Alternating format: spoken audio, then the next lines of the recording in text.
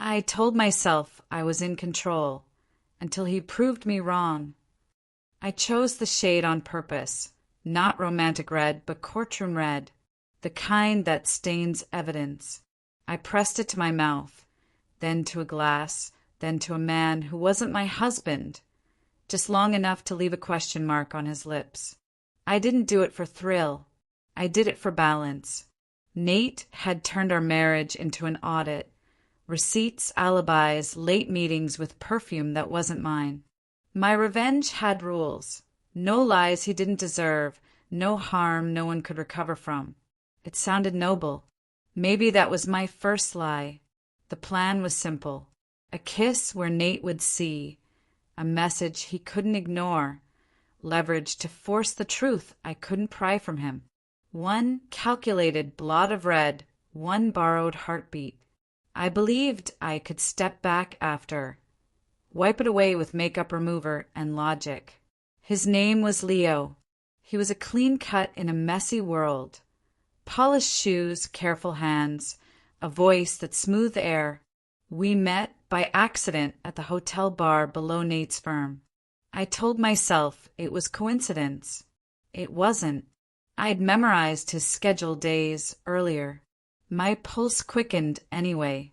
Your husband upstairs? Leo asked, more observation than question. He had eyes like locked drawers. I smiled as if I kept no keys. Our closeness deepened only in talk. How marriages harden like glass, how power slides across a table until someone grabs it. I touched his collar. The mirror caught it.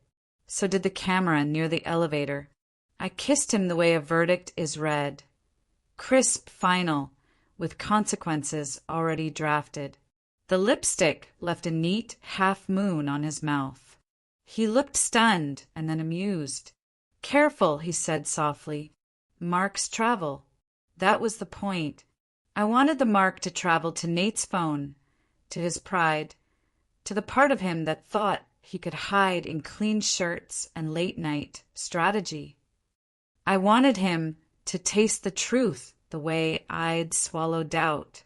I sent Nate a photo, my glass with a smear, the bar's neon behind it, no faces, just implication. After hours, I typed, "Your turn to confess." I thought he'd rage or rush down or call. He did something worse. He replied with a single dot. Then nothing.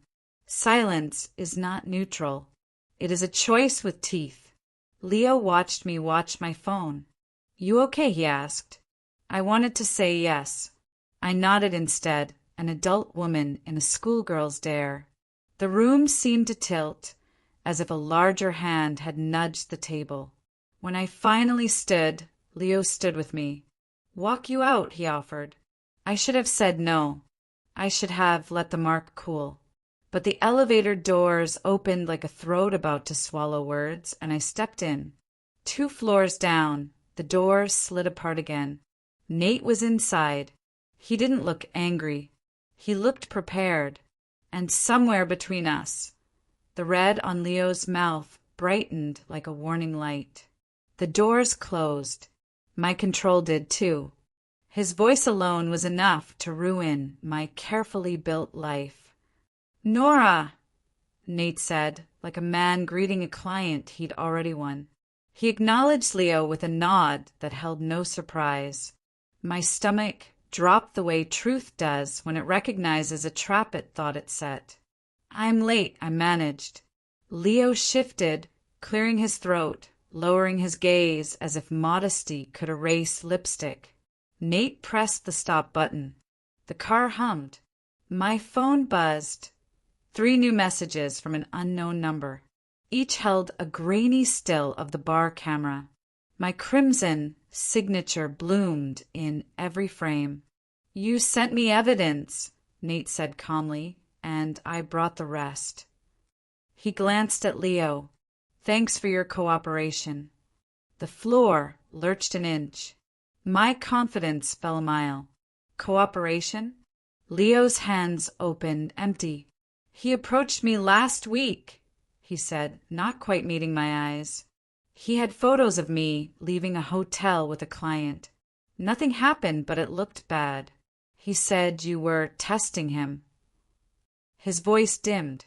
Testing you. So my lover for hire wasn't an accident. He was a mirror. I touched my mouth, half expecting to smear red on my fingers. All I found was heat. You could have asked me, I told Nate. It sounded naive even to me. I did, he said. You laughed. You said I was paranoid. You said perfume travels.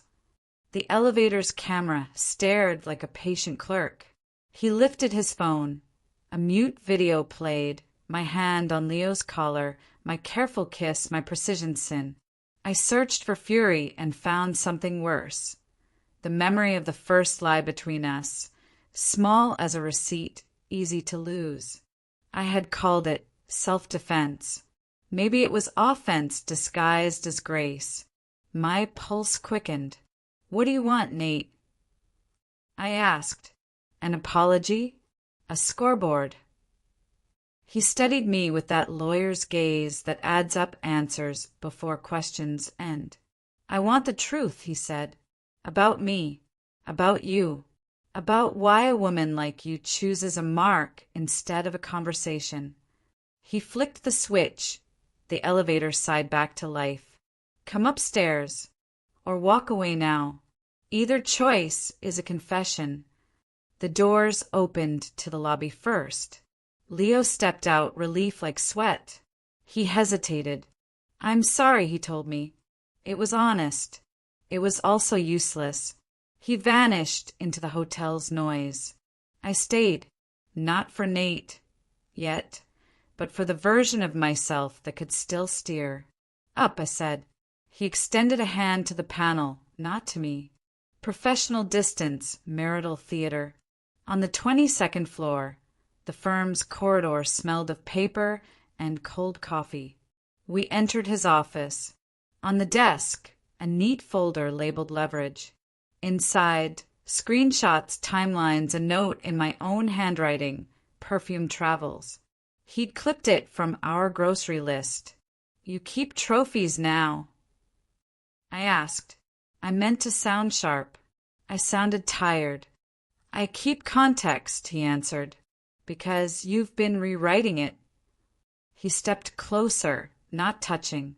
Our closeness deepened without contact, the way storms do before the first drop. Tell me why, he said, or I proceed. Proceed how? I asked. He clicked his laptop. A draft email opened, subject line, to our families. My red mark had found its way to every place I couldn't control. The secret I carried could destroy us both, but I couldn't stop. The email's body was clean, surgical, a confession of mutual failures, a request for space, a careful absence of blame that screamed guilt anyway. Attached were the photos. The red was now a headline. Don't, I said. The word tasted like pride swallowed whole. Nate's jaw worked once, a silent debate with himself. I had lived beside that jawline for 15 years. I knew when he wanted to be merciful and when he wanted to be right. You think I enjoy this? He asked. You think I want an audience? He closed the laptop, then reopened it, tiny violence, reversible. I want you to stop playing with fire and calling it therapy. I could have begged. Instead, I made a choice. You're right, I said. The room stilled. I did rewrite the story, because the original read like a contract I didn't sign. I pointed at the folder. You gathered my sins neatly. Now add yours. He blinked. I pressed on. Dinners canceled without notice. Weekends for clients that ended with invoices and silence.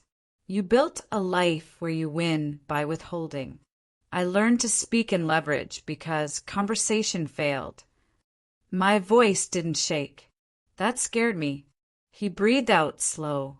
There is something you don't know, he said. He turned the screen to me. New photos. Nate in a hospital waiting room months ago. head in hands, time-stamped nights I'd counted as betrayals. Beside him, his sister Mira, pale, wrapped in a blanket. "She relapsed," he said simply. "Detox." I kept it quiet because she asked me to. The perfume? A nurse hugged me when she finally slept. He swallowed. I hated hiding it. I hated that telling you would mean telling everyone you hold dear. Because secrets don't stop with you, Nora. They travel. My certainty cracked like sugar under a spoon. He hadn't been blameless. There were texts too friendly, drinks too late. But this truth shifted the floor. My revenge tilted toward me. I imagined Leo in the lobby, scrubbing at his mouth, a man who'd been someone's chess piece and mine. I imagined our families opening that email, learning we were a headline.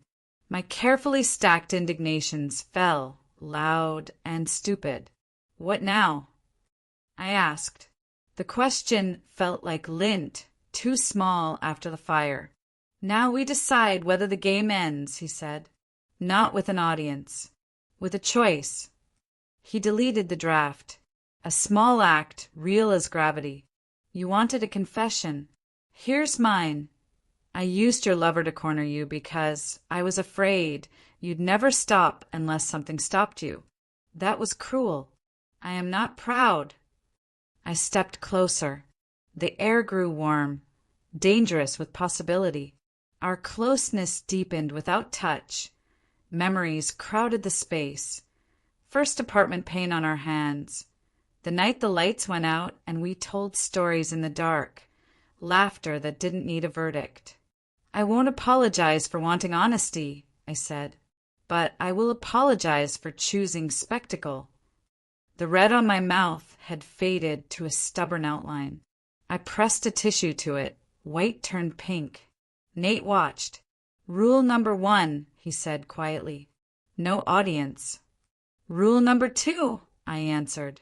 "No trophies." He nodded. For a breath, peace hovered like a skittish bird. Then his phone chimed. One message, unknown number. A single photo, me and Leo at the bar, closer than the security cam ever saw. The angle was intimate. The sender's line read, "Consider this leverage." Nate's eyes lifted to mine. My pulse quickened. We hadn't ended the game. We'd only renamed it. "Who else knew?" he asked. I thought of the camera, the bartender with 2 interested eyes, the neighbor who loved gossip more than gardening. "I don't know," I said, truth burning clean for once. He set the phone down. "Then we learn together," he said, "or we fall apart separately." I breathed in. Red lipstick is meant to be bold. Sometimes that means staying. Sometimes it means walking away with a clean mouth. I folded the tissue. Evidence turned lesson and met his gaze. "Together," I said. "For now." Because the next message had already been sent, and I didn't know who would open it first.